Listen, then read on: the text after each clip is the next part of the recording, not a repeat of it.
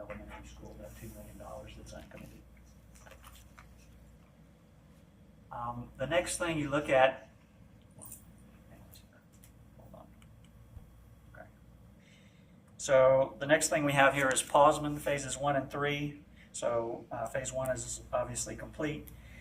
If you look on column E, the sum total of that sort of will give you a snapshot of where we are overall with each one of these campuses from our initial budget. So if there's a positive number at the end of column E, that means that it's over budget. But again, all of these added together are not over budget because we've had savings under some projects and overruns on others. So there, Pausman, you can see, is around $1 million over our initial budget. Turning the page here to T.H. Johnson, you can see at column E, we're around $290,000 over our original budget. Turning the page here to Main Street, again, you see we're with Main Street because of some of the items associated with renovating an older building. We're around $1 million over our original budget. Turning the page to Taylor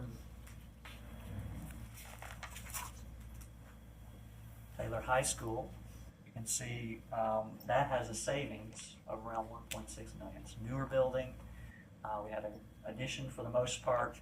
Renovations inside the building are pretty limited to the classroom renovations. So that individual project has realized some savings, and that savings has been applied to help us out on some of these older buildings. All right, turning to Taylor Middle School, you can see that one is around $1.5 million overrun. And then Legacy, it's a little over $100,000. District operations savings around $213,000. And that's it. Going into our pictures of our, this one is Main Street Elementary. So you can see the cladding there is making good progress. We have, let's see, roof drain piping in restrooms is in progress. Demo work, including millwork and toilet compartments, is complete. There's prep work and installation of luxury vinyl tile, carpet, and base, as well as repainting of walls are ongoing. Those are on track for completion at the end of summer. So those are renovations inside the existing building. The Main Street, the addition there, they've had plumbing top out. Roof drains and electrical rough ends for walls and ceilings are in progress. The framing of exterior and parapet walls continues through mid-August, and sheet metal curbs and ductwork installation are ongoing. Hollow metal jambs and exterior doors are being installed, and the addition is on track to be completed early this spring. All right, jumping over to the high school, the CTE addition, concrete foundation and steel frame are around 85% complete. This picture was taken a week or two ago. They're currently installing spray-on fireproofing on the steel structure. They've got exterior metal framing that will form the exterior walls in progress. They've also got some masonry walls that are going up to form up the exterior walls, so all that work is in progress. On the interior, renovating the interior, we've got mechanical and electrical rough end, drywall, and ceilings are complete and around 85%. That's for renovations inside the existing high school. There's some spaces that are going to be turned over at the beginning of fall, so those are looking good. The teaching kitchen is going to be turned over late August, so they'll start school. It won't be ready, but as they get ready to sort of work in the culinary arts kitchen, it'll be ready in late August. I think that about covers it. Any questions about your monthly bond update? Yeah. Yes. You mentioned some snags with permitting. Like I know that was on the exterior, that cover. Right. Is it at the point where is that critical at this point, or how far behind are we? And is that one of the first ones, or is that still common issue? So that is one of the ones we wanted to complete before the start of the fall semester, have that bus, basically the bus loading at T.H. Johnson, have that cover in place. I think what has happened is it's what we call a delegated design system. So the canopy manufacturer actually has to do shop drawings and submittals. The city required to see those actual structural shop drawings, so we submitted for a permit without those. And we've had some snags with the geotechnical report. So all that information just got back into the city. We're hopeful that we'll get a quick turnaround on that and be able to install that canopy. So it's really just the canopy work right now that is being delayed at that time. Okay, thanks. All right, any other questions? Any update on the furniture, new furniture for the schools deliveries? So I don't have an update for the furniture right now. We're providing Stantec dates, critical dates. My understanding was that furniture's scheduled for delivery late this fall, like December, January timeline. I think it's going to be a little different for every campus as we work on completing the renovations. So we're asking Drymala to give us all those dates so that we can coordinate it with the furniture manufacturer. We actually had some stuff arrive on schedule over at the high school. We had, what do they call it, one of those fancy machines they use in CTE, already CNC. delivered. Yeah, so it's like So I guess maybe like the elementary classrooms, that furniture, is that being delayed to the fall? I thought it was gonna be delivered, they're trying to be delivered during the summer. yeah, I'll have to check and get back with you on that, President Ortiz. Lance, you got an update for us? What's that up? So that's a good question. So we've been communicating with Stantec. We have weekly meetings every Tuesday. So we call them Taylor Tuesdays. So we all meet up. We go to every campus. So now we've split them in half with summer construction. But to answer your question, for the schools that are getting renovated right now, that we've already removed the furniture from the classrooms, that will be here. There's going to be 2 different delivery dates right now. We're trying to see if they can push up some of them because some of our campuses are ahead of the others. Some of them had more lengthy construction. You heard Mark speak about the asbestos. That was one of the things that kind of drove how soon we could start each campus.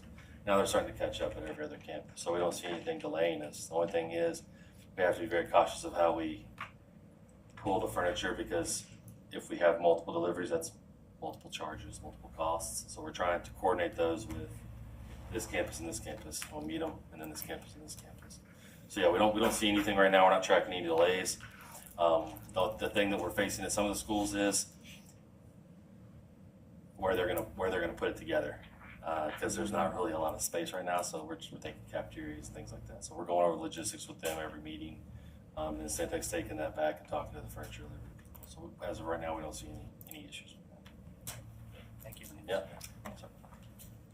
So, but the furniture for the high school is gonna be later in the fall. Okay, know you said we weren't gonna be saving any money, so, we gonna, everything projected to be on time, right? Yes, sir. Yes, sir. Yes, sir. I like to say on budget, on time. On budget, definitely on budget. I think we realized significant savings in the furniture, so Lance and Dr. Garcia have a wish list of items that we're trying to help them. So we're still under budget, it's just that some projects were over and some were. That's what correct. Made it up. That's Okay. correct. So if you add up all these individual pages, you'll get to the numbers on the top page, which is on budget. Any other questions? Thank you, Mark. Next on the agenda is item B, CT pathway updates, Ms. Zimbeck.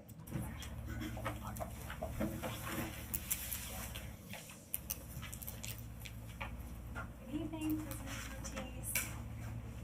I have some phenomenal co-presenters to come with us, and we've got President Womble, President. Principal. I'm not gonna let that go. I'm going to the high school. We can swap spots. So, I mean, a side story, when I was principal at the elementary, for the longest time I was called president, because they couldn't say principal, but they knew president, and so, anyway. And then we have the lovely Miss Dee Griffith, so Vice President. President. There you go, president in there. Of Workforce Development for Temple College. So we're going to go over the the work that we've done all summer with the CTE pathway programming, what we're onboarding, what we're retiring, and what we're still working on. So we will start off with just laying the groundwork for the work that we've done with our CTE vision and mission. All right, so the vision of the CTE program, which also aligns with our district vision, is that each student has unique potential and they'll be able to engage in opportunities in a safe environment through multiple approaches of learning. And our kids are able to be exposed to many things. Our CTE programs provide multiple opportunities for industry-based certifications, for real-life work experience, and they can sharpen their skills to prepare them for the career and college readiness they'll be facing when they leave high school. All right, so let's talk about how our students are coded for CTE and what implications this has for accountability and funding. So every CTE student is coded. And so this is the coding indicator and descriptions of them. So we'll start on the left-hand side and kind of work to our right-hand side. So a student who is not CTE is a student that has never participated in the CTE program on any level and has not been enrolled in any CTE course. Then we have CTE participants, which are students that have been enrolled in at least one CTE course, but that's just enrollment. That doesn't mean they had to pass, but they were enrolled. And then we have CTE explorers, so that's students that have been enrolled in 2 CTE courses. And that does not necessarily mean that they pass, but they have been enrolled. That also does not mean that they have to be within the same pathway. So they could be in 2 different pathways, but they are enrolled. As we get further, you see the far right-hand side, so CTE concentrators and then completers. Where it changes in these 2 categories, and these are the categories we want our students to be in, is in CTE concentrators. They have taken and passed 2 or more CTE courses. And then lastly, a Code 7 or a CTE completer, which is what we strive for all of our kids to be able to say that they have, is that they have completed 4 or more courses in a CTE pathway. So these indicators for each student are what we pull reports on, what we do our analysis on, and ultimately affects our accountability and funding. All right. So, yes. So the codes, are those unique to Taylor, or is that? They are not unique to Taylor. So these are codes that are given that we, by the state, that whenever we submit all of our data files and state reports and they run our accountability, this is part of it. Great question. Any other questions? Is there like a CTE orientation class like freshman year where they can like go like from 1 to 6 weeks to culinary? No, they can try culinary arts, they can try welding, they can try auto shop, they can like they swap each 6 weeks. Great so they see their sophomore year what they want to commit to. So some of them take principles of ag, and so they can get their feet wet and learn a little bit about different areas where they can go into. And it kind of gives them just a little bit of a brief summary so they can kind of see after their freshman year which area they want to go into. So the principles class is kind of what exposes them. Is that a day, a week, or?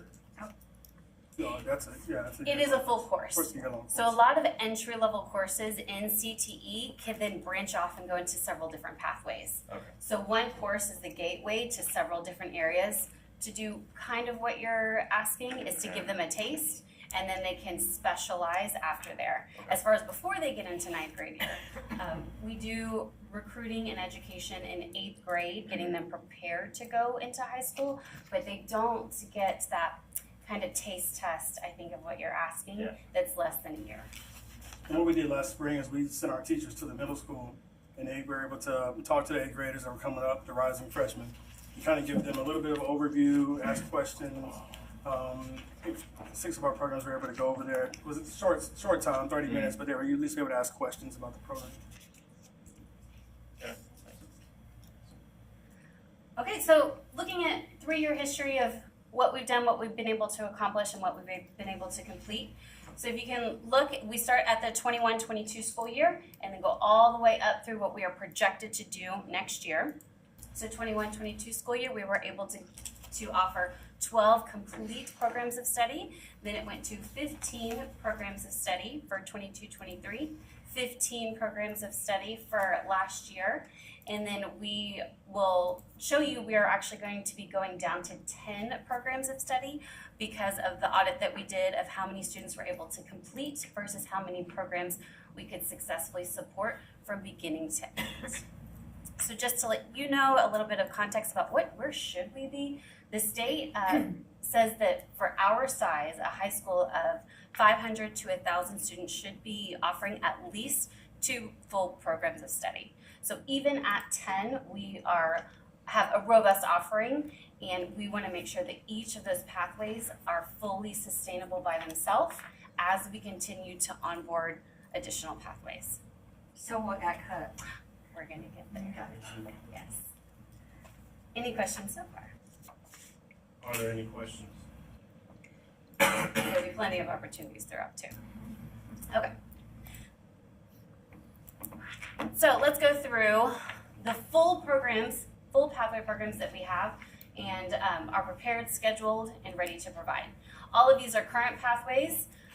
Animal science, we have culinary arts, plumbing and pipe fitting, digital communication, diagnostic and therapeutic services, engineering foundations, programming and software development.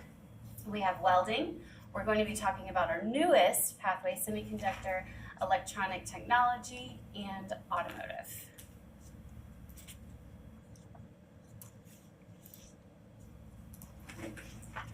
So talking about career pathway system, we could not do this as a district without all of our community partners and upper level institutions helping us, because this really takes an entire systems-wide approach. So one, can we get our students interested, enrolled? Can we provide them quality education? And then can we take that outside of the classroom into the community and offer them real-world experience, internships, certifications, and really make that leap from the classroom to industry. So these are just a few of our partners: Taylor Aids, the police department and fire department, the Chamber of Commerce, Temple College. We also have another higher ed partner, the Texas State Technical College.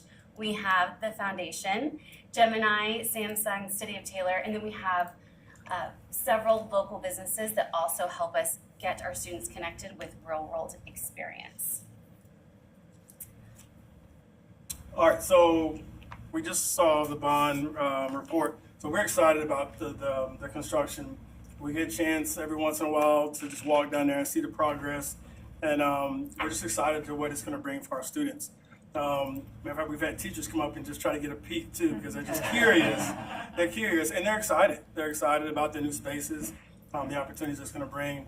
So just through the renovations, a little bit over 13,000 square feet has been added just to the classes that have been renovated. And then like total added square footage is a little bit over 36,000. Just some highlights for that is we walked through the culinary department. The culinary space is going to be large enough now for us to be able to house 2 teachers there. So that also brings more opportunities for our kiddos. More kiddos can be involved in that program. S&D Plumbing now will have its designated space so that we can grow that, and that program is growing. And so other programs that are growing are automotive and our ag science. And automotive, actually, we're trying to leave a little bit of wiggle room in there to possibly be able to add and grow the diesel program in the future once we have more interest. But the building in itself and the construction is going well. So we're excited to get those end dates and hopefully match up. But we're also preparing for, if things do, where teachers are going to move, where they'll be in the meantime. As teachers come back for the fall, we're having a plan just to make sure that they feel good about the move and they feel good about where they're going. Questions about that?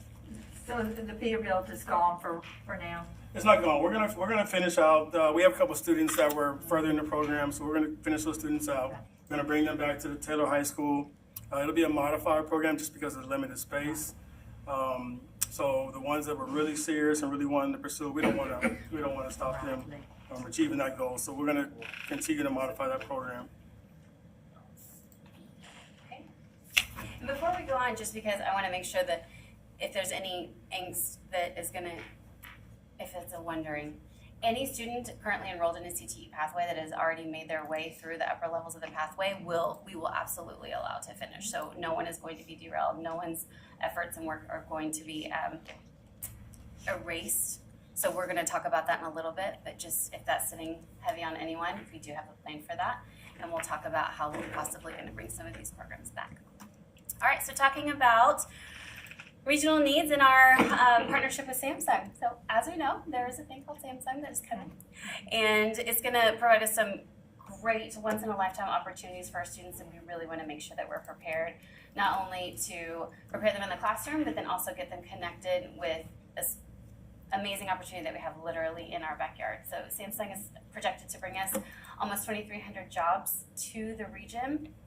They are bringing an additional $26.8 billion to the local economy, and they have specifically given Taylor ISD $1 million to help support our CTE and our STEM program through learning and training opportunities, and we'll talk about some of the items we've been able to receive to help support that. So not only do they give us monetary funding and then also job opportunities, the student opportunities that they provide us are two different ones, one for middle school and then one for our graduating high school. So the STEM Academy is focused on currently enrolled middle and high school students. They will come to the campus and come and do presentations and allow them to get just little bits and pieces of real world, just curiosity sparks on campus to help get them interested in possibly the pathway that will help feed directly into Samsung, and then just CTE in general. So I know our middle school is already looking at dates to help bring them out. And then for graduating high school seniors, they have what they call a FAP intern, and that's post-graduation, so it's the technician career track, and it's a paid 10-week internship course that they can take on Samsung's campus, and we're going to continue to push that and hopefully get as many of our Taylor grads as possible that are interested into just such a wonderful program. Quick question Yes. on that. Of those internships, do you have a feel for how many of those turn into like a full-time position, or is the expectation that they take that and they go somewhere and get some additional education and come back? How does that work? I know that you did have one intern last year that was asked back. But I don't, there's not an expectation when you do an internship. Sure. There's not really an expectation that you continue that job. Right. But I know already you've had one, which is unusual because they do want you, Samsung wants you to finish your education. And so I think it's a pretty exciting situation. Yeah, if I remember correctly, I think it's like, this is stepping stone to, say, a two-year technical college or something like that to get more education. Same thing with the diesel program. When they go through our diesel program, they still need 2 years of technical college or something to really make an impact in that industry. But during that 2 years or during their time with us, they're gonna do oil changes and things like that to get them some hands-on. I wanna say, moving forward and talking with some of the workforce people at Samsung is they want to grow their own, and by growing their own, they're partnering up with us and the technical colleges and technical colleges and things like that. And I'll add to that just to say, even just to building your resume, right? So the students in high school, they're building their resume experience and a network of people that can help them when they graduate from high school. That's what this partnership does. You know, take the young man, Mr. Robles, Yep. that had well Actually, that's certificates. a good He example. worked as an intern and he had probably 24 opportunities that he had that he could get a job right away, but he decided he wanted to continue his education. I think he went to a 2-year school or something like that. I think he's now working at Gemini, I think is where he's at. Anyway, Oh, well. I'm sorry, I just, Wow, that's exciting. Any other questions so far? All right, so seeing what's around us, our community partners, our industry partners, what's coming and where the need is, we would like to introduce our newest pathway, is Semiconductor Electronic Technology, so supporting regional needs with local talent. So once again, like mentioned, we are blessed to have Samsung as a partner. You know, for me, it is awesome to see kids be able to really get in and be able to work and ask questions to their highly qualified staff. But not only that, they're also able to engage and network with the industry partners. So we're blessed to financially have their assistance, and these two pictures up here, they're CNC machines, and I'm gonna let Ms. Stevie kind of go into some detail about exactly what they do, but. So what you're looking at here, this is a lathe and a mill, CNC, computer numeric control. So traditional machining, you know, in a machine shop, you're working on big metal machines, and now it's basically performed. It's a subtractive process for manufacturing. Put in a block of metal, and then through your designing and drawing in CAD, and it converts, and then it cuts that metal. And so that's what these are. This one is a mill, and the other one is a lathe. So this is part of the advanced manufacturing that we're really building this program together to be ready for your launch of your CTE next year. So this is very exciting to have this equipment. All right, so we'll go over the coursework for our new pathway beginning to end. There we go. So our new semiconductor electronic technology, we are not the first district to offer, but we are one of the first districts to offer this pathway.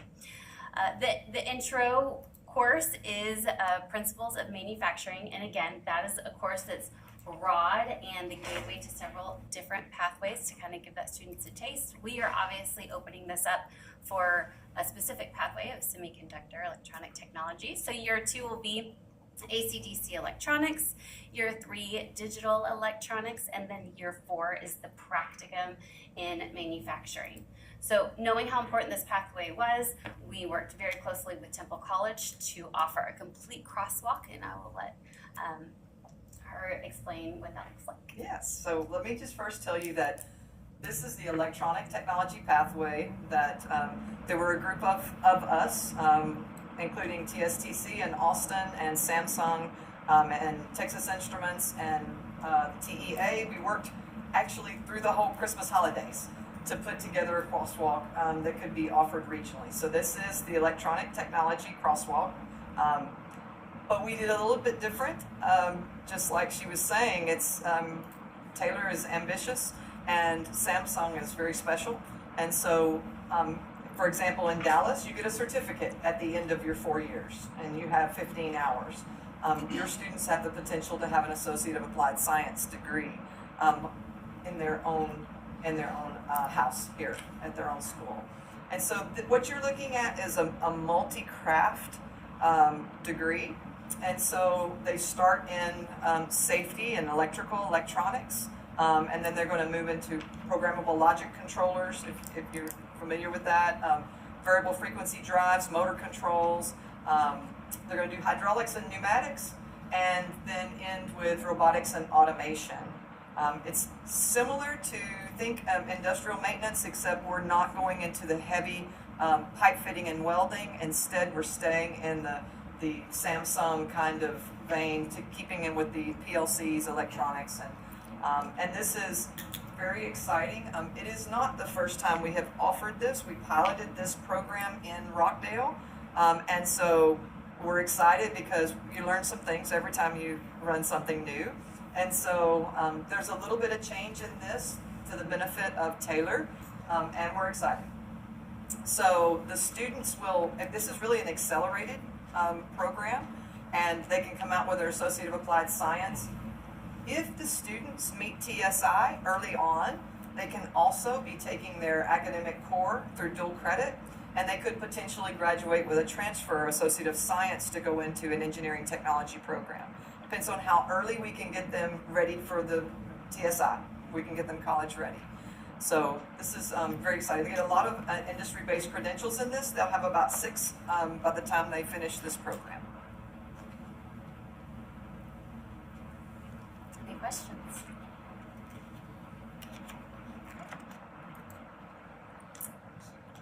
Okay.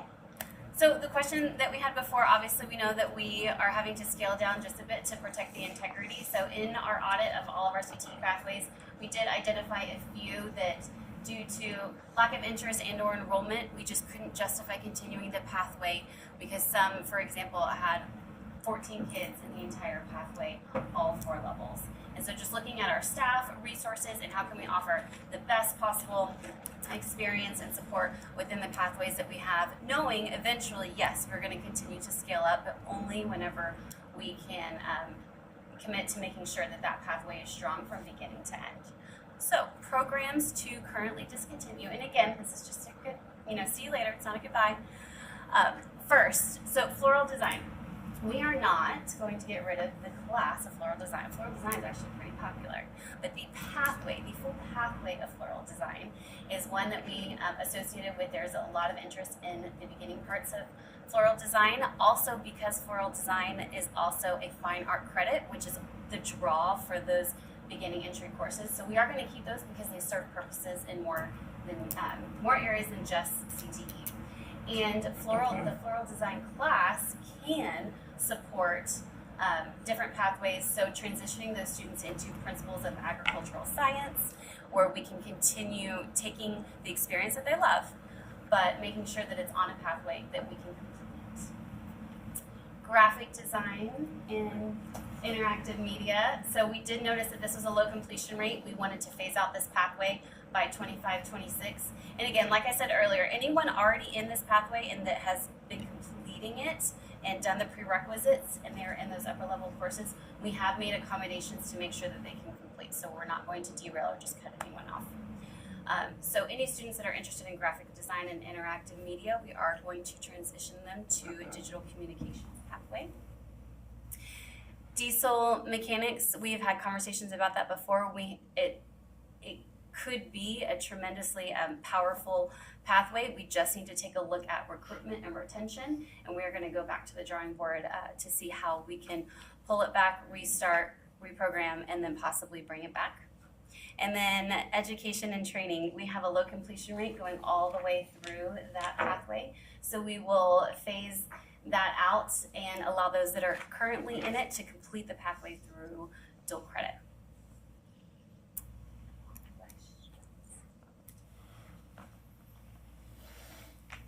We can always come back to this. So as we keep going, if you've got questions, we can come back. Can you go back? I do want to bring your attention to one thing. So the cool thing about the partnership and building the pathways in this way is we're designing a precision agriculture program for next year. And so we can design that together. So when you launch, those things can be in that process for dual credit. And then you're not having to sustain it just by yourself. We're working together to make that happen. Same thing with the education and training, working to build a pre-apprenticeship and apprenticeships for education and early childhood. And so as we're building those programs, you can be preparing for in the future a new launch with dual credit and apprenticeship and internships and such attached. Okay. And then we will go through pathways continuing. These are pathways that we are currently offering and we're going to continue to offer and grow. So just moving forward, our automotive technology. I won't go through every single course, but just to kind of give you an idea, that program is large and it's growing and it's healthy. Our students leave that pathway with multiple certifications and are able to work in the industry. Our animal science class. The thing that's unique about this course is students are able to use animal science, advanced animal science, as a fourth year science if they take the prerequisites. So we have a lot of students that are interested in agriculture, so we're moving forward with that one. Culinary is probably our healthiest program in that and welding. Our students, especially with the renovation of the kitchen space, it's going to be amazing. Our students will be able to do more in the community and on campus, and kind of maybe dab in some other unique deals like baking and some different with the barbecue team having the success. So our students are really wanting to be a part of that pathway. Diagnostic and therapeutic services, our med-term terminology, our students in the health science pathway that are able to go to the hospitals and get the experience on campus as well. That program is growing. Our digital communications as well, wanting to make sure our students are getting that exposure. There is a new space also in the high school that We'll provide those students with some additional opportunities to grow that program. And then our engineering program, that program is robust as well. But they'll take the 4 sections of all the way through. And can you go back to one? I just want to make sure. Okay. Yep. Good. So plumbing as well. This program, this is the 3rd year for the program. With the partnership with S&D Plumbing, we're seeing a lot more students that are interested in that. Like I said, they'll have a designated space. So once we can get moving to the new space, that program will flourish. Programming and software, we want to keep that class for those high rigor kiddos that want to go into computer science, computer programming. That gives them opportunity to be able to engage in those courses. And then everybody knows our welding program is fabulous. Those kiddos, that's what drives a lot of them to be in the building. Honestly, they find a lot of joy in that classroom, so we'll continue to grow that program as well. Any chance for phlebotomy to come back? Sorry. That all the pathways are available. It's really building them as interest indicates. We are offering a survey in middle school to try and see, okay, what is the interest that's coming up? We are going to be identifying some different pathways to try and purposefully recruit for. But I can let you know when and if, or what interest we've had so far in phlebotomy. I think once our student enrollment goes up a little bit too, next couple of years, we'll be able to sustain some of these programs. It's just tough when you have, not many students in classes, and you're having to have a full-time teacher who you can't really build a full-time schedule for, and you have to find some different ways to utilize them on campus. So I think we'll get there. A lot of the partnerships, that is very helpful to have the college partnering, that because sometimes it's our instructor. Sometimes that can bridge the gap whenever you have those shortages. Any other questions?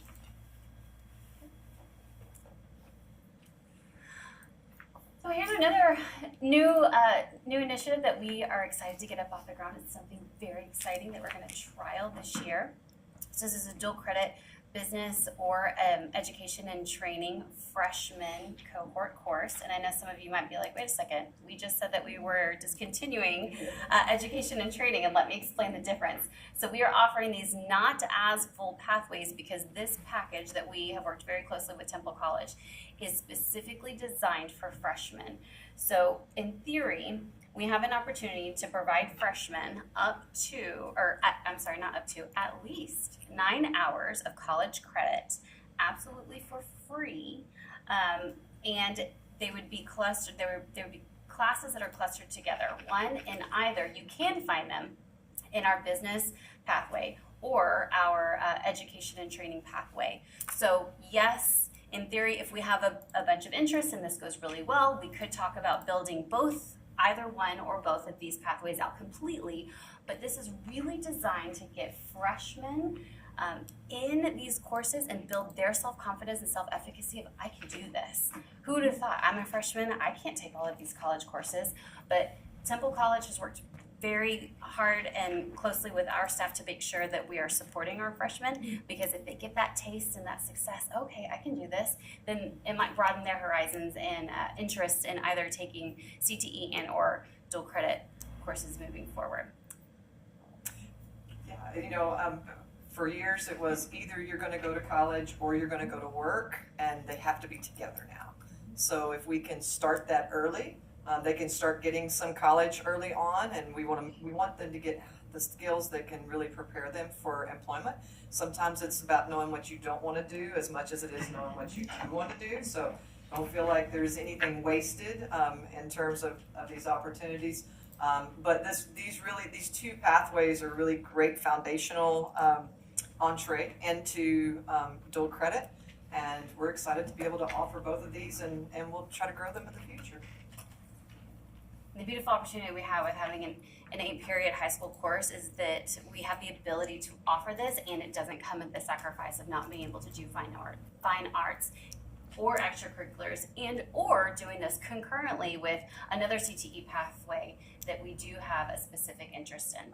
So we've identified a small cohort, one for each, and we're gonna pilot, see how it goes, and then from there we'll determine how we wanna take this. But it's a great opportunity to get our students college ready, dual credit courses, and build their self-confidence all from the get-go. I want to say something about that. We were in a meeting, we've had several meetings to come to this point where we're at.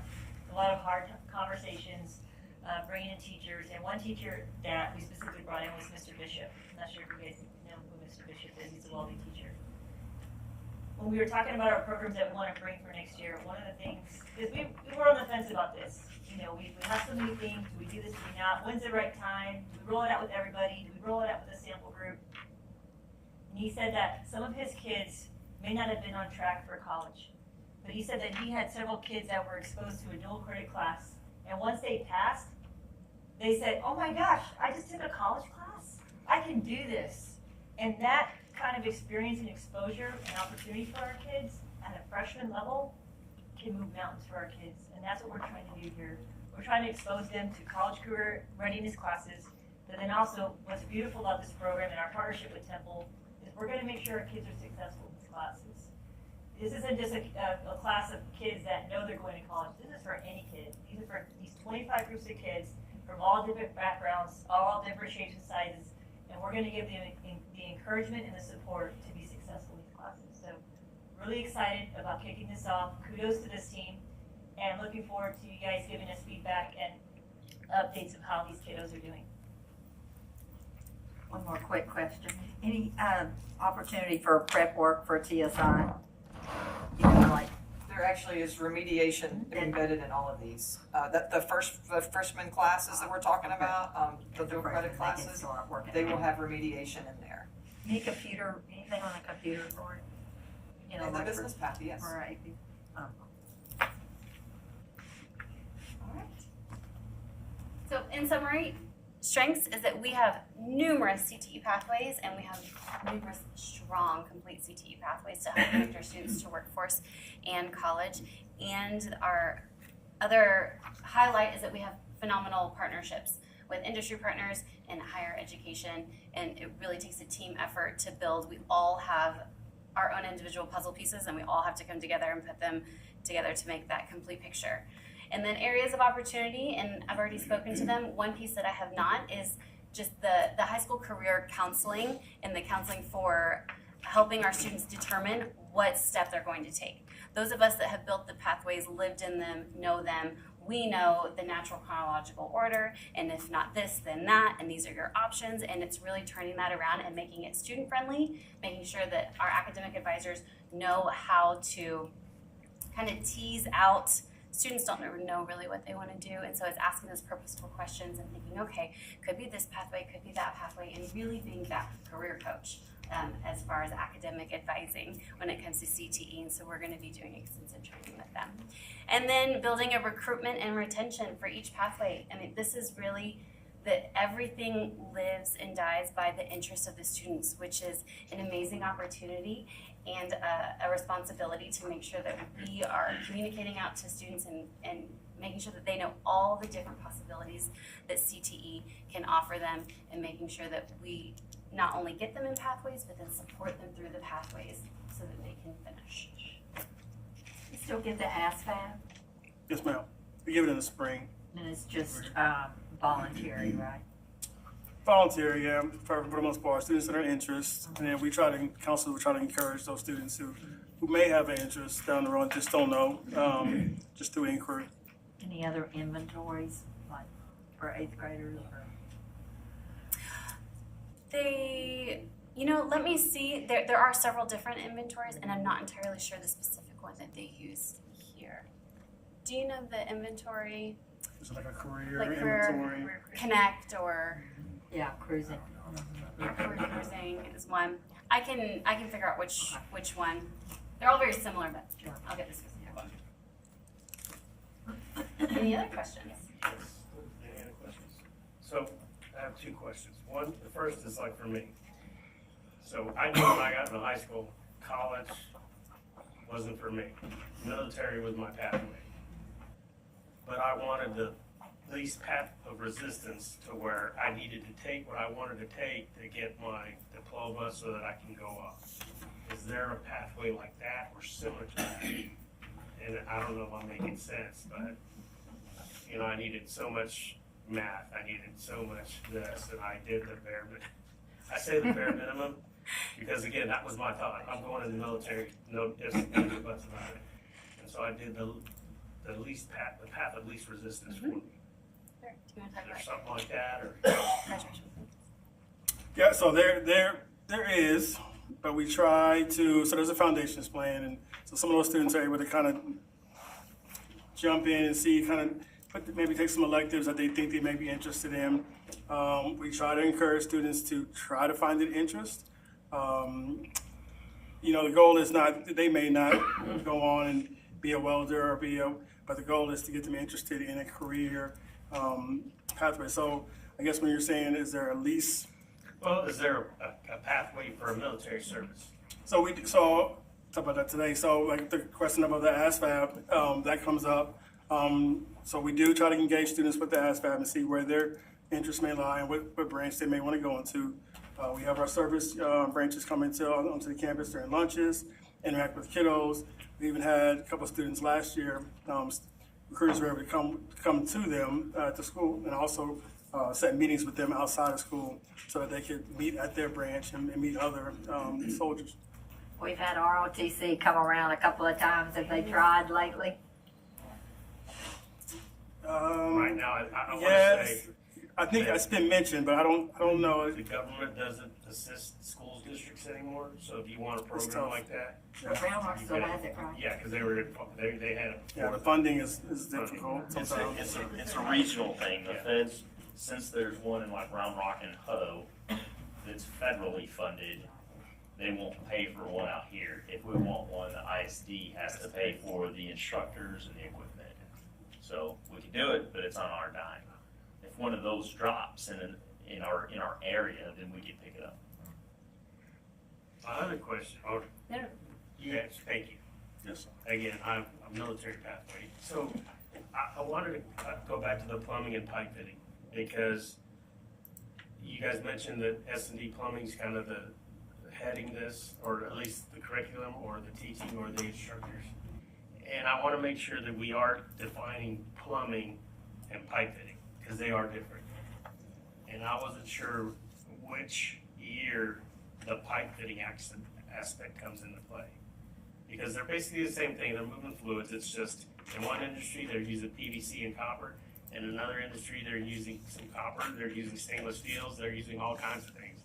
So when I talk about pipe fitting, I'm talking about the pipe fitters that go out there and they do the process piping, you mentioned process piping, lay the 2-inch lines, the 3 inches, the small instrumentation lines, the lines leading up to tools.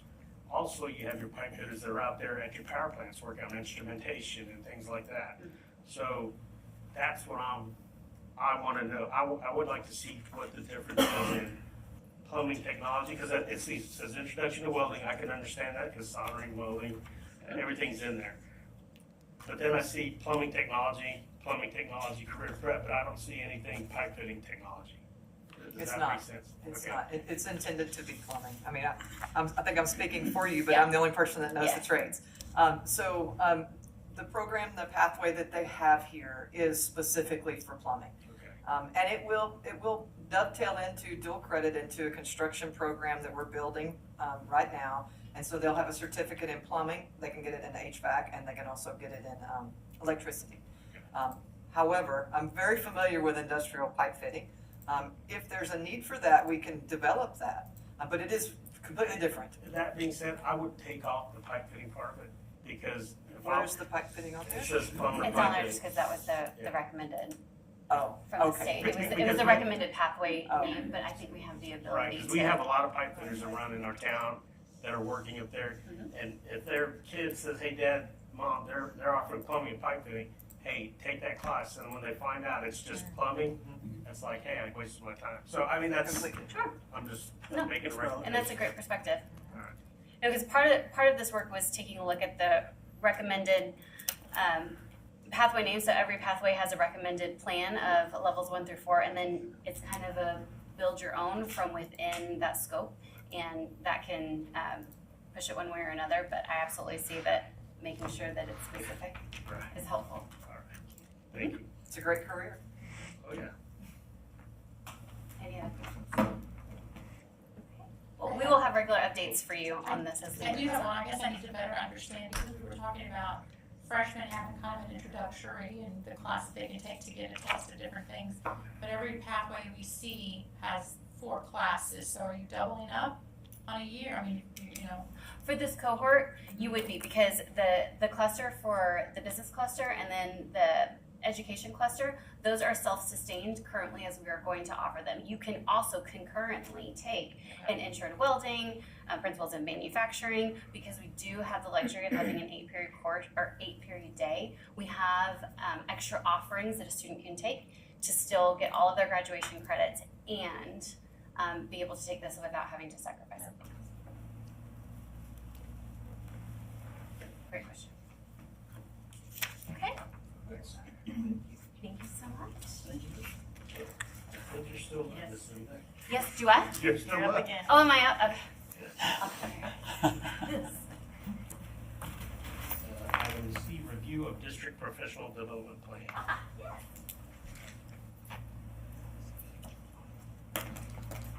My teaching and learning team has been working tirelessly all summer to build a phenomenal professional development plan along with all of our curriculum documents that I previously presented on. So this is just to give you a bird's eye view and to let you know kind of how we're planning on supporting our new teachers and then staff rolling into the new year. So new teacher support, we all know that it's very critical, especially this day and age, to support our new teachers whenever they enter the education field. And so whenever they come to Taylor, they are going to be receiving an entirely separate PD that's going to support specifically them. All new teachers will be provided a mentor, and they will have monthly meetings with their mentor to go over selected topics that have been very carefully spread out throughout the year to kind of do that just-in-time PD, because in education we do a really great job of flooding everyone in the beginning of the year with all the information, and then sometimes you forget, oh, I did have training on that, but I was on overload and I couldn't remember. So giving them really that core piece of what they need in the beginning, but then that embedded professional development throughout the year to make sure that they receive the support in time and whenever they have capacity to receive. All of our mentors will also be trained by the teaching and learning team to make sure that they know and are supported on how to be a mentor and to be prepared to help support our new to profession staff. In addition to this, we have our all instructional staff PD week at the beginning of school, and so they will be receiving all of those instructional pieces, nuts and bolts, all of the Taylor way, how we do what we do and how we do it best. And they're going to get that at the beginning of the school year. And then again, we are very blessed to have PD days almost monthly throughout the school year. And we will have thematic support in each of our subjects across the school year. Each of those PD sessions will be focused on data and accountability. Ms. Vicki, you can go forward. Perfect. Data and accountability, because the data tells us the story. The data tells us that non-biased view of, okay, where are we? Where are our students? What do they need? How can we support them? Writing in all contents. I presented last time, and then in your board brief, we also gave an update of those writing scores, and we really want to move off of those zeros and start moving along the continuum to those 10s on the writing rubric. And the way we're going to do that is purposefully embed writing across the curriculum. And then building that high quality classroom instruction. Tier 1. Everything starts with Tier 1. If you have a strong Tier 1, your RTI program is not going to feel so heavy. And then also you're going to see fewer SPED referral rates, because we are going to be quickly closing those gaps and making sure that the first time we give the instruction, it lands correctly and that our students are better prepared faster. And the way we're going to do that is lesson alignment, engagement, rigor, and critical writing. So the next slide just shows us kind of a big picture. Each month, what we want to focus on. And even though we have this mapped out, We are offering an exit survey after every PD session that we offer, starting now through the entire year, because we think it's super important that we capture the reflections and understandings of our staff, because we are providing this professional development for them. So if they see that it's beneficial, we want to know about it because we want to continue it. If we give a professional development session and we get the feedback of, you know what, that was not helpful and this is the reason why, we want to be able to refine it. We also want to be able to respond to just-in-time PD, where although we don't have it prepared, if we get into it and teachers are like, you know what, I thought I knew how to do small groups, but now I'm really struggling, we want to give ourselves the leeway to quickly adjust what we're doing to meet their needs as soon as the need is communicated as possible. Any questions? How are the mentors chosen? The mentors are chosen through a combination of teaching and learning staff recommendation and then the principal. So the principal will be able to put forth recommendations, and then it's a collaboration of talking about, okay, this is the new teacher, how do they need to be supported, and then trying to match that expertise with a specific new teacher.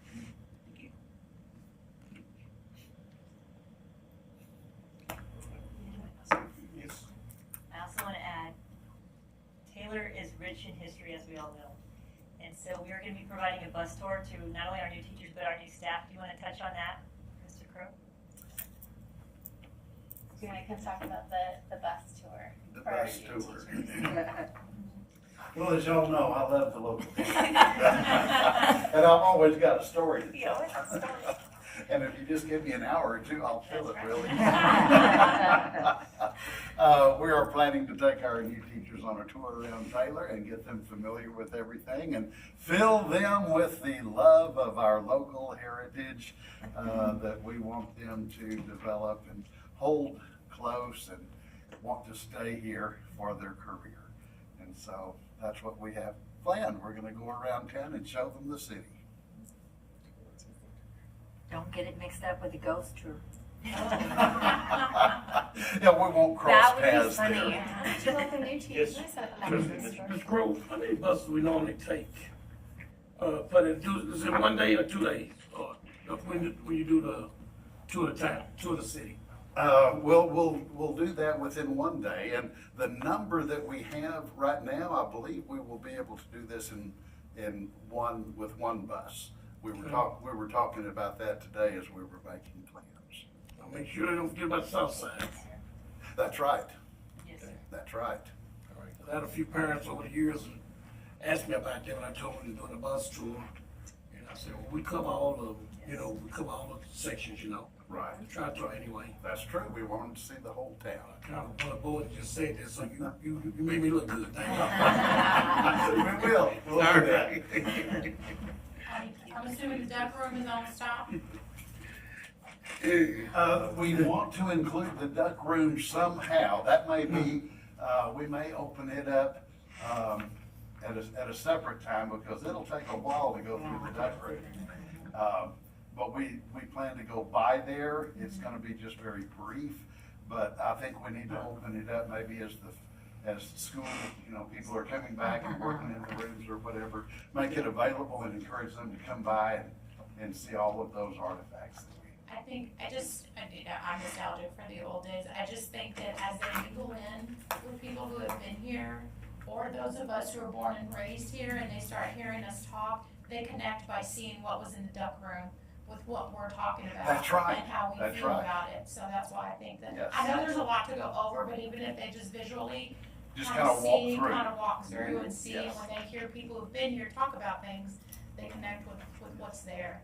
And for the Tea Foundation, they actually had a silent auction item that is a duck tour of Taylor, and we're making arrangements for that also. And I've been doing quite a bit of speaking lately, so there's a lot of interest in our local heritage and the history and the pride that we have here. And we want to make that such a part of us that we share it with others as they move into Taylor, so that they can't help but be as proud of their new hometown as we are. I think just the comments from the athletes, some of the athletes that I heard after their tour, just testimony that it's worth it, and it does make an impact. It does make an impact, and it has been so heartwarming to see the younger generation, the current students that come up there and visit that duck room and go through it, to see the passion that they have for what they're seeing for the first time. And so it does make a huge impact. Thank you. Thank you. All right, next on the agenda, item C, the agreement, or item D, agreement for the purchase of attendance credit. Good evening, President Ortiz and Yes. trustees. D. The 2024-25 agreement for purchase of attendance credit by netting Chapter 48 funding. Basically, this is regarding our recapture. We will be a recapture district this year again. We are expected to receive today the notification of local revenue and level in excess of entitlement for this year. Based on the most recent calculations, we expect our recapture to be $526,000. This determination was made based on 2024-25 student enrollment, estimated property, and values for the tax year of 2024. So it's based on what we know now, the estimates that we have. Just to summarize, this year, the collections are expected to exceed the estimated entitlement, so Taylor ISD has been deemed a recapture district. We are proposing that the recapture payment to be offset through the deduction of our foundation allotment. The motion language is written at the bottom.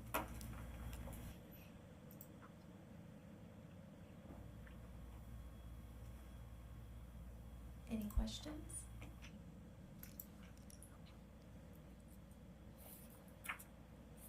Thank you, and trustees, if someone would please recite the motion language.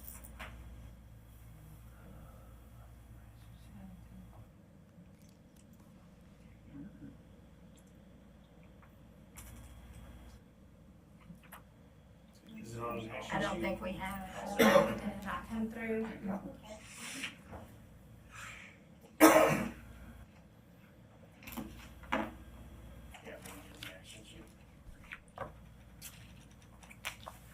I make a motion for the 2024-25 school year, we delegate contractual authority to obligated school district under Texas Education Code 11.1511C4 to the superintendent solely for the purpose of obligating the district under TEC 48.257 and TEC Chapter 49, subchapters A and D, and the rules adopted by the Commissioner of Education is authorized under TEC 49.006. This included approval of the agreement for the purchase of attendance credit, or the agreement for the purchase of attendance credit netting Chapter 48 funding. Do I have a second? I'll second. Second by trustee Mitchell. We have a motion by trustee Miller, second by trustee Mitchell. Any further discussion? All in favor, raise your right hand. Anyone opposed, do the same. Motion carries 7-0. Thank you, trustees. Good to go, John?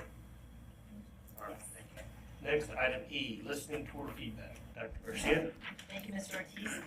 As the year has come to a close of 23-24, it's the perfect opportunity to kick off for the next year and share a little bit about my listening and learning over the past 8 months. It's hard to believe that it's been that long.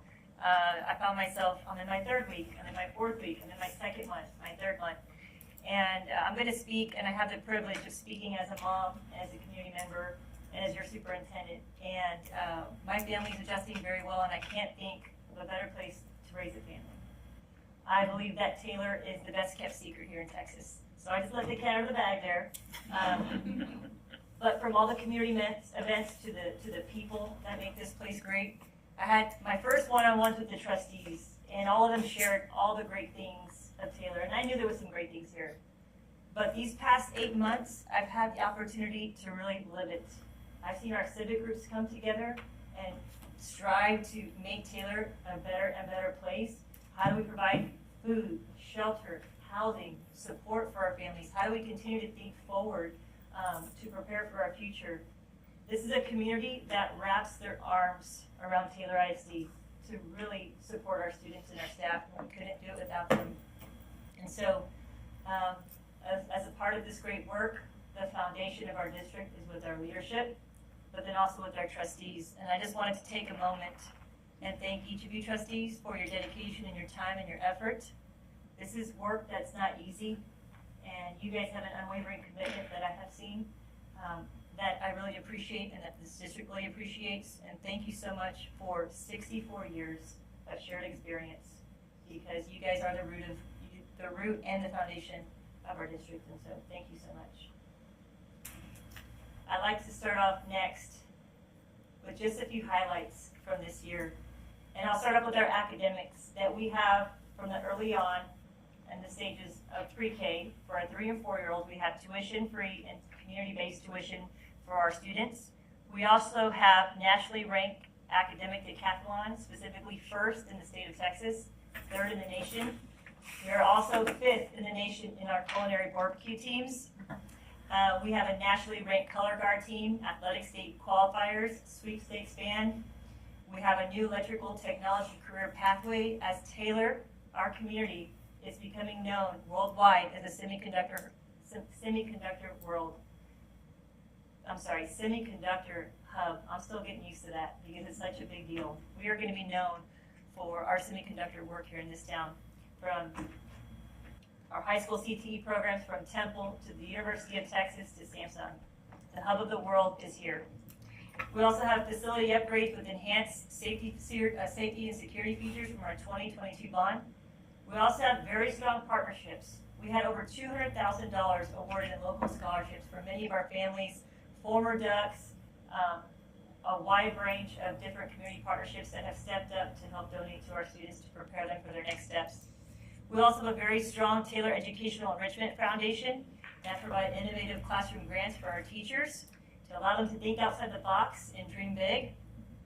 We also have strong partnerships, and now there's so many, but just a few of them are the Boys and Girls Club, to where our kids are provided after-school care. We have strong partnerships with Temple College, Samsung, Gemini, TSTC, S&D Plumbing, and also, most importantly, our parent and our community involvement. Every event that I went to, there was an outpour of our parents, and I'd like to thank our parents because we could not do this work without them. It is a partnership and it is alignment, and I'm so proud to have a community that works alongside us to make sure that our kids have what they need in school. So who did I meet with? Well, it was hard tracking, to be honest, over the past 8 months. But I met 11 in-person meetings across the district, including district-level departments, as well as all of our campuses, and I met face-to-face with our entire community staff. I also had 160 online feedback forms from surveys. I met with over 500 community members from all the different events. Thank you, Ms. Vicki, for helping me calculate that. Hosted 2 student superintendent advisory groups, which I got to hear from our kiddos at the high school with Mr. Womble, and that was amazing. Looking forward to continuing that work. I met one-on-one with 30-plus community leaders, as well as district leadership and campus leadership. I held 2 parent listening sessions, and I attended over 20 in-person events. So a lot of learning. So you might be asking, well, what did you find out? What are the themes? And so I narrowed it down. There's a lot of different things happening in our district, but if I were to pull out the top themes, I'll start with our strengths. We're family, we're a close-knit town, and I'll be honest, when I heard once a duck, always a duck, that didn't sink in until I really saw our ducks come back, and I had somebody look me in the eye in a moment and said, "You're a duck." And it's important. It's important work, not only for our kids now, but as a testament of our community and what we believe in. So really proud of once a duck, always a duck, and that means a commitment to Taylor. We're a small town, but my gosh, we have big opportunities, and our kids, the future is at the horizon. We have strong partnerships. Many of our campuses cited strong campus leadership and district leadership. We have a staff that goes above and beyond. Our areas of opportunity, we need to continue to strengthen our academics, communication and alignment between the district and the campus. We want to make sure that we're doing a great job recruiting and retaining staff. We want the best in front of our kids. And we want to continue to plan for our growth and the budget implications that are coming in the future. So I'd like to dive a little bit deeper into one of our strengths. And this is what makes Taylor ISD great, is our people. Taylor ISD staff is dedicated and goes above and beyond for Taylor ISD students, families, and employees. And if you look to the right, this picture, of course, was taken by Mr. Crow in 1998, and it's laying some of the foundation work, the sidewalk. And I love this picture because at the root, no matter the time or the era, the root of who we are as a district is right there. People pouring in love, pouring in kindness, pouring in care, dedication, just as we've done as trustees, just as we've done as community members. And the people are really what makes Taylor a great place to be. Some of the comments that were made were that we're proud of the culture and environment of the district. Teachers work tirelessly to ensure their students' success. Alumni come back to work in the district and stay for decades. There's a definite sense of pride in the city of Taylor, and the kids do love being a part of Taylor, and principals care about the safety and success of our students. This year we celebrated 25 years at Naomi Posman. We celebrated 40 years at THJ, and now we are celebrating 100 years as the Duck. So I'm really excited about this year, and I'm really excited about our convocation to kick off the year. I'll leave that as a surprise though. So in regards to our areas that we want to continue to focus on, we know that our staff and our leadership are the biggest multipliers of student success. So we're going to make the investment in our staff so that they feel supported, that they feel valued, and they feel recognized. We then are going to ensure that our teachers have a scope and sequence that is guided by them with their input as well as experts. We're going to provide the resources that they need and that they have requested. There are many building blocks to create this, but I'm really proud of our team and the work. We have already gotten started on this. We believe that our student outcomes will continue to improve, and those outcomes are also impacted by student and mental health and other factors, such as behavior and other variables. And we want to provide the families with the resources to make sure that they have access to whatever that they need. And most importantly, we want to remove barriers from our students and our families. And I'm so excited to be introducing communities in schools a little bit later on. So you're going to see a little bit of how we're going to be intentional about that work and providing not only the highest quality of education in the classrooms, but the support that our students and families need to be successful as well. In regards to our budget and our growth, we're going to be working with representatives from the 89th legislative session, and we are also working with professionals to ensure that we're on target for the anticipated growth. We're going to put our focus of budget to impact our people, because we know that our people are the ones that make a difference here in Taylor ISD. This next slide, you're going to see this slide a lot. And we have a lot of people working really hard. And one of the things that we want to ensure is that all of our arrows, all of our efforts are moving towards an alignment of impact, from random acts of improvement, by luck, by chance, to uniquely designed and intentional for that highest level of impact. And you'll hear me talk about this later, but 80% of the work, 20% of results, 80% of the results come from 20% of the work. So each one of those arrows matters.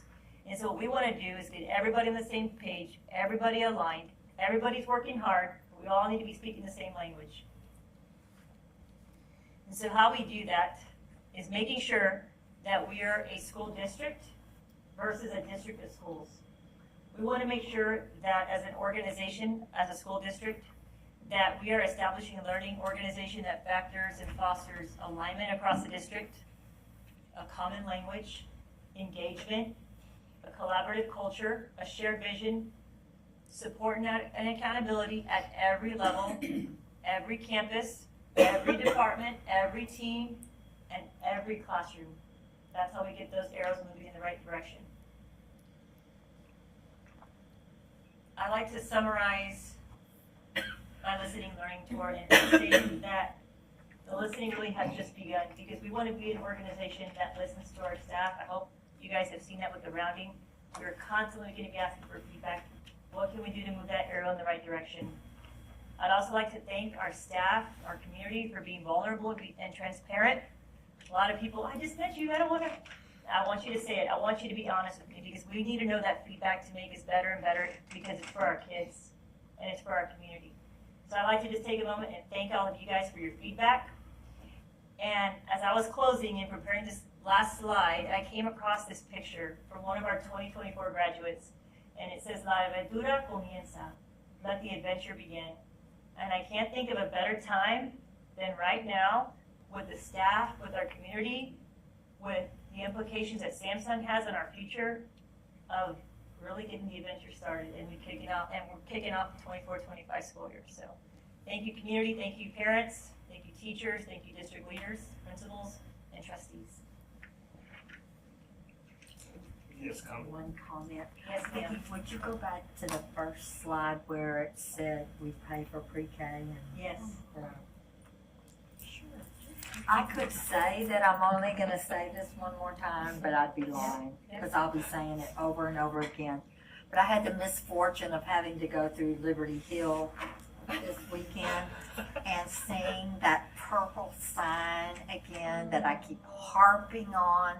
Coach Flowers avoids my eye contact now, and I don't blame him, because I always keep asking him, when are we gonna, but something else prompted this, and I'm thinking, if we're looking for something to promote, I just think that this is worthy of a, this is it, a billboard. You know, I know they cost a lot, but Tim, remember when we had that one in, did Thrall have it or we had it? We had it in Thrall or Thrall had it in? We had 2 in Thrall and we had 1 in Circleville. Okay, do you have any recollection of how much that cost? I know it's it was 50 times. I don't remember, it seemed like a couple of $1,000s, but I don't remember Well, the I time kind of frame. have an idea of how much that one cost at the school when, you know, they were doing Fred's and, You can get rid of this on now, because a lot of people. well, that's just it. And I know there are digital ones too in certain places, but to promote our good, because, you know, people have that question, well, why should I move there? Why should I live there? Couldn't I just commute there? Why should I live there? Well, you know, people think we don't have anything to say, but we do.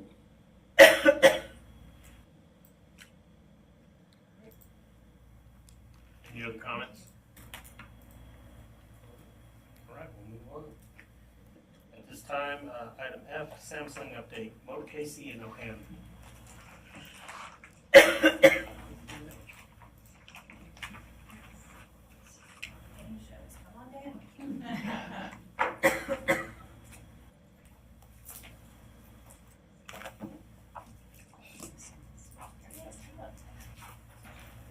I'm Kathy Mathias with Moat Casey.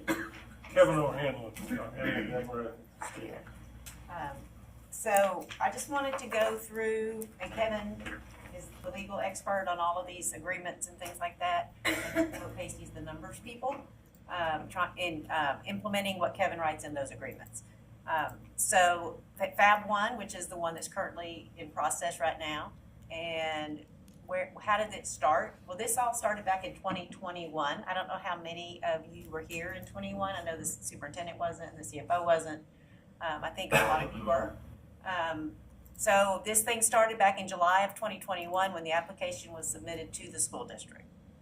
And then it was submitted from the school district to the comptroller. The comptroller recommended the project in August of 2021. And then the application was approved and an agreement was signed November 15th of 2021. So this is almost 3 years ago. Based on the application and the agreement, the qualifying time period started January 1st of 2022, which basically means they have to spend a minimum investment of $80 million within those first 2 years. And then the limitation actually started January 1st, 2024 of this year. And the limitation means that it's taxable for M&O purposes at $80 million. And no matter what it's appraised at by the appraisal district, for M&O it's only $80 million. For INS it's fully taxable. So that would help your INS rate. The agreement specified how any payments were to be calculated. It's very, very specific. It's actually one of the more straightforward calculations in 313. So, and it covers 2 types of payments to the school district. One is a revenue protection payment, And meaning how, you know, you get a payment from the company because you're giving up taxes, and then another one is called the supplemental payment, and that's kind of an additional incentive payment because y'all were willing to grant this to Samsung. The agreement, the revenue protection payment, which is the typically where you see your really big payment, is based on the tax savings in the first year, and then in the second through the 10th year is based on any incremental tax savings. So if the value goes up, there'll be an increase in the savings, and that increased amount is what is used to determine any payment in the years 2 through 10. If the value happens to go down, because that means there's no increase in savings, then there would be no revenue protection in any year that the values go down. So that's kind of the general concept of the agreement. Kevin, does anything? That's good? All right, so back in 21, we estimated what we thought the payments would be based on any information that we had received on the application at that time and district data back in 2021. Because that's the best information that we had. We didn't know how to predict the future. Nobody knows what the future is going to be, as evidenced by tax rate compression, as everybody knows. So those were just estimates at that time. And they were based on the project values that were in the application, and in district data, like I said. So, you know, this is a really large project. Those payments to the district are some of the biggest in the state, but they are different now from what they were back in 2021. So we're going to try to explain what caused those differences. First of all, the appraised value of the project is always determined each year by the appraisal district. So while the company estimates a value back in the original application, that's their good faith effort based on what they knew at that time. Market conditions change.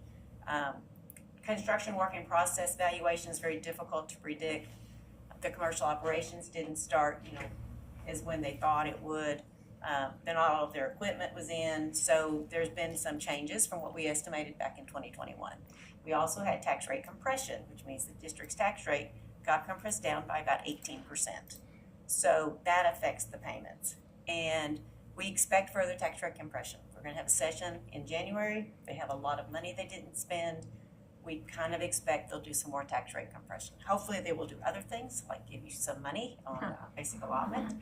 That would be really nice. The other thing that impacts the payments is the average daily attendance. The supplemental payment is based on the average daily attendance. At the time, the district projected that ADA would grow. Unfortunately, it has not yet begun to grow. It has been slightly declining and hopefully stabilizing, and then hopefully you'll start experiencing the growth that they expected back in 2021. So those kind of are the three main factors that impacted the payments that came in differently than what we originally expected. All right, so now we have a lot of numbers, and so I'm going to try to go through kind of the steps and some of the sections of how your payments are calculated. This slide talks about the tax savings, which is basically what your revenue protection is paid based on. We have the numbers from October 2021 and July of 2024. October 2021 is from the application. July of 2024 is from the comptroller required by annual report that the company submitted, where they give updates to all of their projections. Kathy, can I Yes. stop real quick? Yes. Trustees, it took me a little bit of a while to filter down through the colors, but if you just notice the two columns, October and then July for each of the categories, project value, M&O tax rate, Yes. savings. It took me a few minutes to process the color codes, but I just wanted to point that out. Well, I wanted to show the blue is that it's 2024, which is where we are currently. And then the reason I highlighted the green is that's the peak value now. So the difference. And colors always, I like colors, but sometimes they kind of mess things up. So this slide, if you are based, shows the project value from October and now. And as you can see, that project value originally kind of went up, and then it would go down a little bit. As they invested more money, it would go up, and then it would go back down, and then eventually it sort of it depreciated all the way down. So it kind of was a little bit of a hilly picture. In July of this year, they've changed those projections based on what they know now. They know a lot more now than they did back then. And it's gonna rapidly peak in about 3 years to a peak value of $5 billion. and then it's gonna start to depreciate, so you don't have that little roller coaster effect. Your tax rate in October 2021 was 96.03 cents. Now it's down into the 70s. The 2024, I know y'all are gonna talk about this at some point, Gina, what you expect, maybe you're gonna adopt a tax rate of 78.69, which includes some pennies, disaster pennies, but those are only for 1 year. And so then the next year, 25-26, you're gonna lose those disaster pennies, and so your rate drops back down. On top of losing those disaster pennies, there's gonna be compression. So we don't know what your rate will be going forward, but we didn't wanna keep it elevated at 78.69 because that's probably not gonna be what it'll be. Let me stop you right there for a second, in terms of next year, because part of this is multi-year. You gotta look at this across multiple years. So, just in terms of, I know you're looking at disaster pennies this year. Next year, it is likely that the Texas legislature is gonna put more money into public education. It should be significant, because they didn't put any this year. But the money they didn't put in this biennium is likely to go to tax compression.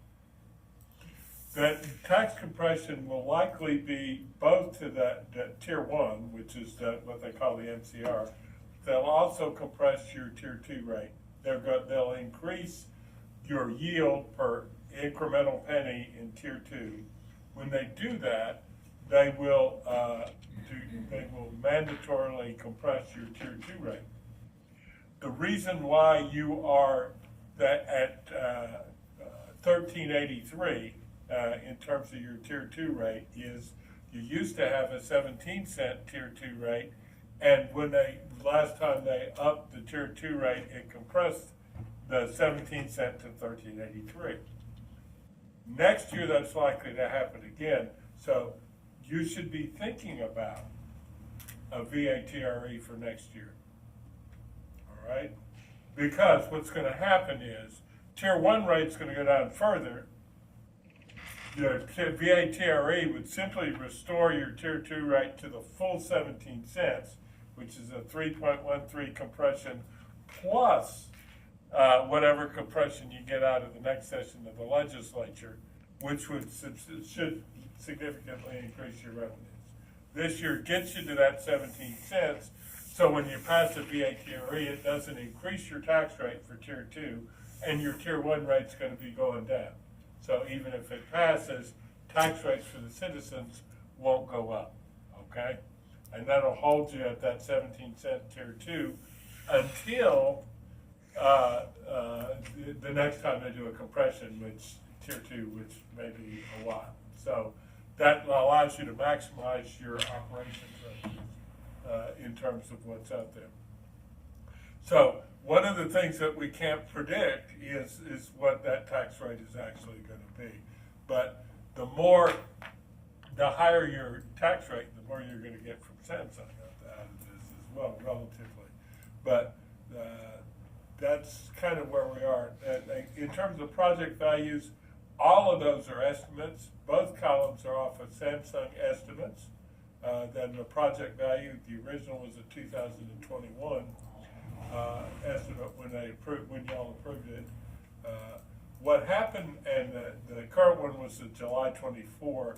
We're going to go to annual, we talked with them today, we're going to get annual updates on that information so that you'll have more information to see it coming over the hill.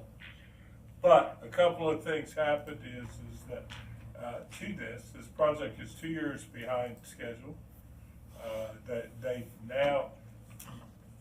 intended when they did this, when you voted on it in 2021, to be open right now, because they wanted the high value to be the first year of the agreement, which is this year. Well, when you do the tax budget, we asked them, well, are you sure, and all this other kind of stuff, and they were sure when they did this, but it didn't happen. A couple of things I think happened.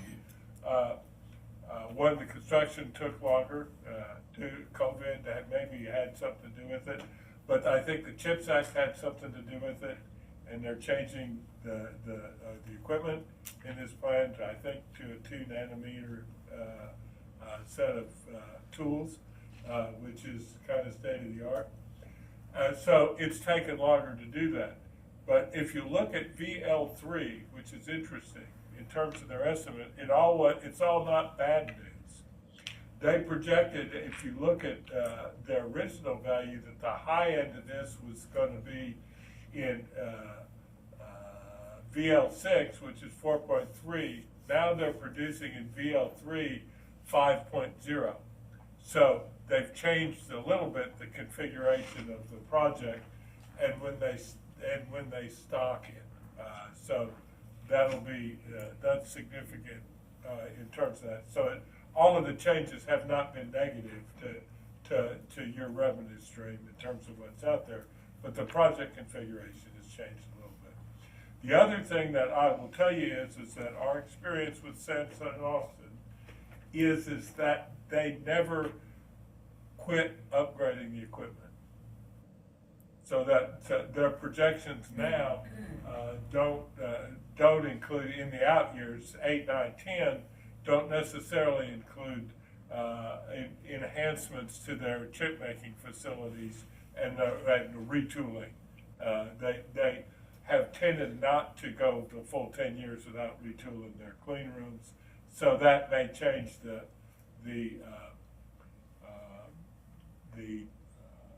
valuations in the out years with respect to this.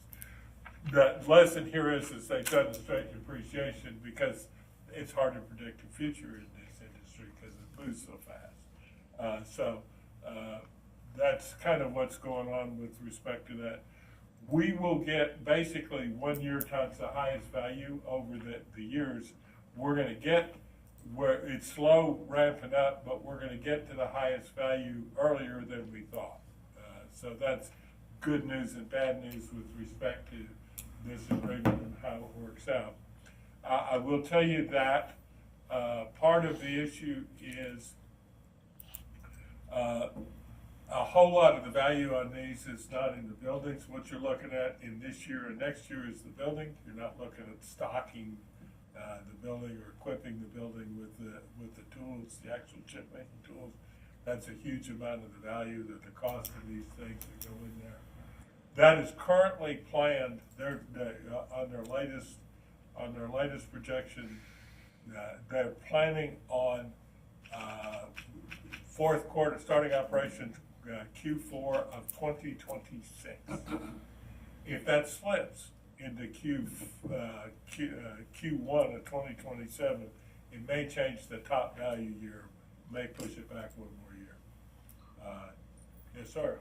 The evaluation, is it based on when the equipment is installed or when it's commissioned and becomes operational? Okay, the evaluation is under the Texas Constitution. The appraisal district has to value equipment at fair market value as of January 1 of each tax year. So so it matters if they put the equipment in December of 2026 versus in January of 2027. It's not going to be that quick. It's a little longer period. But when it's at the end of the year, which quarter it completes will matter. The other thing that you have to know is with respect to the building itself, not the equipment. So there right now, if you look at VL1, the blue one, the number is 456. Currently, the building and land is 224 of that. There's a little bit of equipment on site, but not that much. So it's a little bit of what they call business personal property on the site, but not a whole lot. So that business personal property, which is equipment, is what will go up. But there is a substantial discount that this appraisal does for what they call construction work in progress. That's why the spend is higher than the value, because the practice in this appraisal district is to discount the value of a partially completed building on the basis that it's not that useful. So So that's kind of why the numbers are slow, even though the spend is high. Good. Well, yeah, I was gonna ask a separate. Okay, as a follow-up, like, I think what trustee Buson asked, does the tool have to be in there, or does it have to be up and running? It has to be on the site. Just on the site? So once received. Yes. Once received, okay.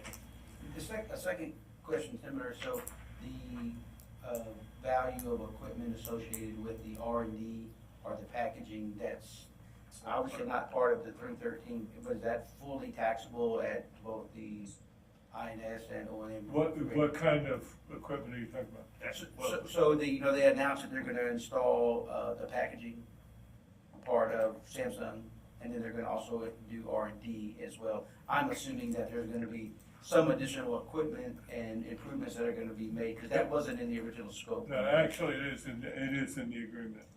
So the reason why they got put into boxes by the controller's office.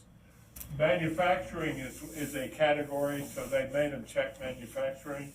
But research and development and is in their application in section 8 of their application as part of that manufacturing process. So that would be included in the agreement. There is, however, there are, as you recall, there's Lindy is out there, which is another company that you approved an agreement on. They've got one in planning. We just pulled their application to the their report to the controller's office. They have not started construction. They're not planning on it in 2028. And there's another firm out there that also has something that does not have an agreement, and it will be fully taxable. As for purposes of INS, all of it's fully taxable for debt service purposes, 100%. I think if we go on to the next couple of slides, it's gonna get a little bit Clear?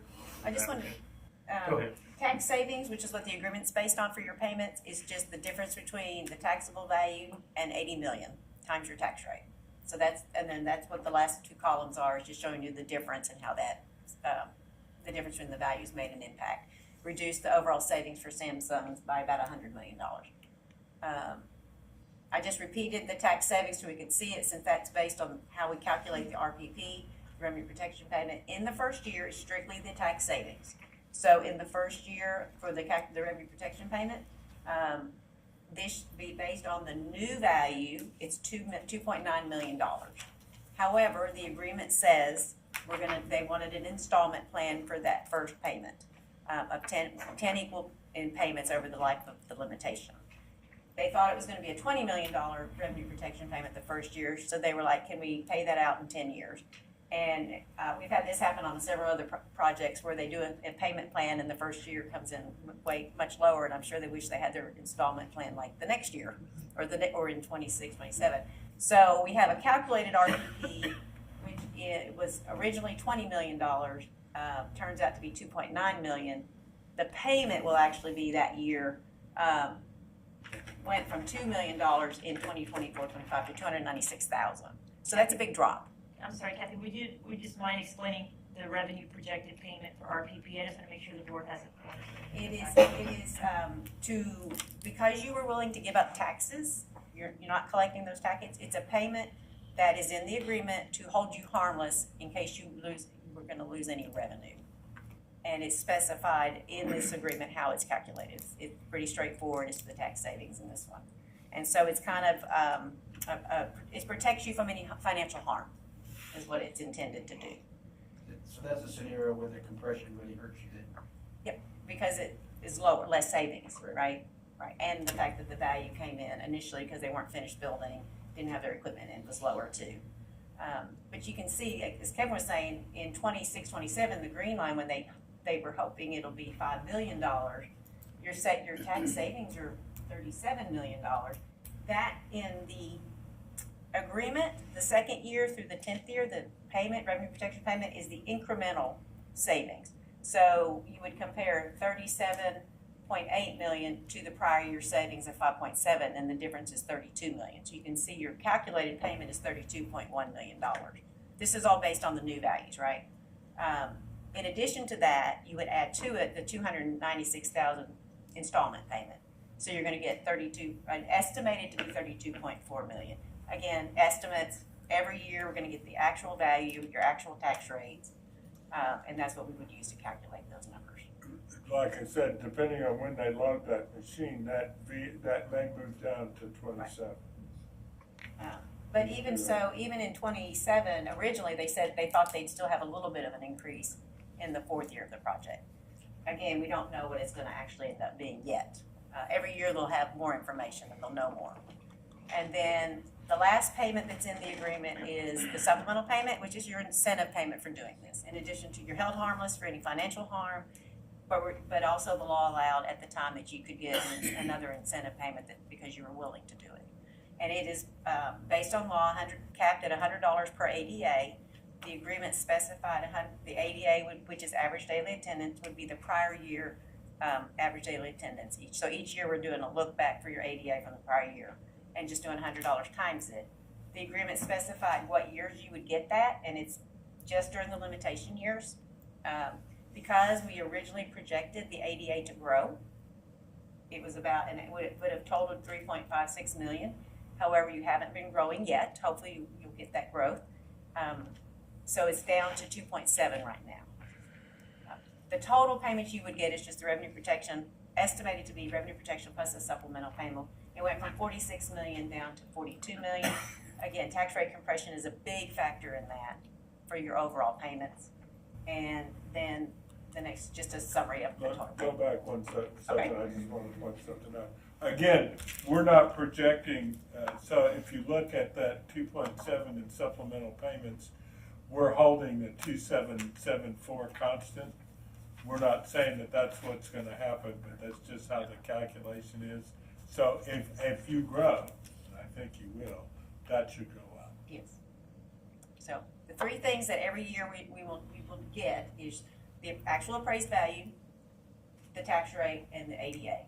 And then we'll be able to determine your Fab 1 payments. 24-25, I don't want to say that it is absolutely that $456 million because we haven't gotten the certified tax roll yet, which we'll get at the end of this month. So until we have that, and your actually adopted rate, and then we know your kids from 23, 24, you should know those by now. But the payment that's a pretty solid payment number for 24-25, but not 100% sure yet until we get those final numbers. So we will issue the final certified numbers for payments in 24-25 in like September, October. And then once you know those, you know that every year you will get the $296,000 installment or whatever that number actually turns out to be, installment payment every year for that year one. And because it's based on your tax rate, we can't issue a statement to Samsung until you've set your tax rate. Right. So. Yes, Trustee. Just a question. So, the Maynard project for Samsung, that's Travis County. Yes, sir. So does Travis County and Williamson County have similar estimates on how they appraise these programs or these projects like this? I'm sure they talk. I'm sure there's a little bit of county rivalry back and forth between them. Travis County has had significant experience going back to advanced microdevice, chip manufacturing and all this, the various plants that existed, back to Motorola, back to all this other stuff. So the Travis County Appraisal District's got more experience with respect to that. It gets a little, right now, they're within kind of Williamson County's wheelhouse, if you will, because they're just doing buildings, and there's a lot of buildings, and when you get off into the equipment, it gets to be a little more technical, and but they haven't really gotten into that yet. The issue is the discount for construction work in progress that we're looking at.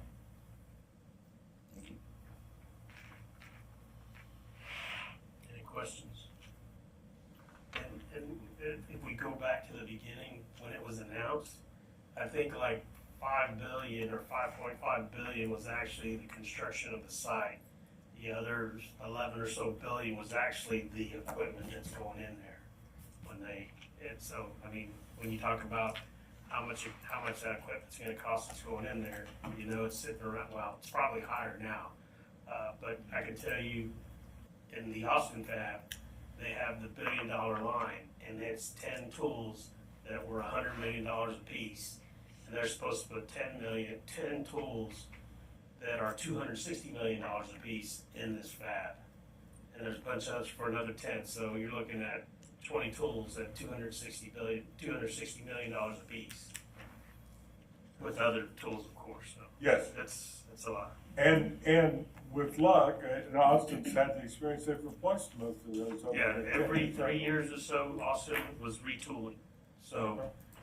So that if you look at, go back to the values a little bit, that where you see that they're projecting that's the kind of the depreciated, that more depreciation. If you get kind of waves because it's depreciate, bump, because they retooled and then depreciate. But this stuff is, Travis County depreciates their equipment. Samsung Austin has stayed the values have stayed pretty consistent over time. Even though the Travis County appraisal district almost fully depreciates, down to about 95%, depreciates 95% of that stuff in 5 years.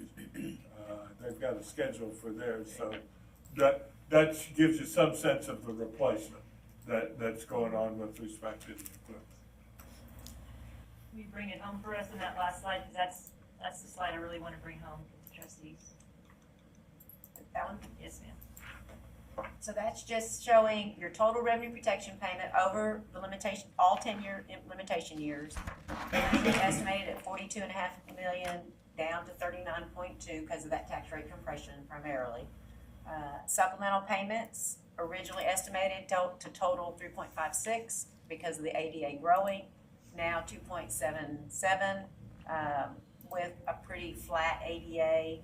Hopefully, as you grow, that payment will go up. And then the total payments went from 46, basically 0.1, down to 41.9, basically 42 million. So still large payments. It's just not coming in as early. Those first 2 years is what we had expected.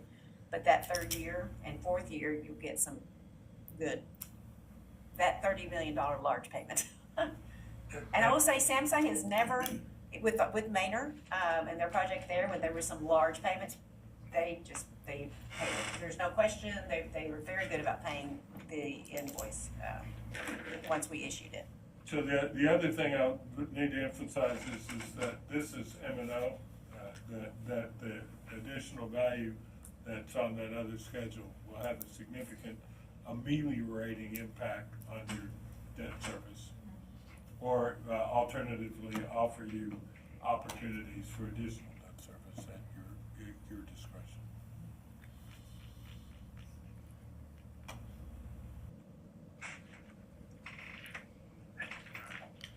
Thank you. This time, as determined by the Board of Trustees, the board may recess in a closed session for purposes permitted by the Texas Opens Meetings Act, Texas Government Code Section 551.001, deliberations regarding economic development negotiations, Texas Government Code Section 551.087, or consultation with attorney, Texas Government Code Section 551.071. Any action will be taken in open session. At 9:00 p.m., we will exit open session.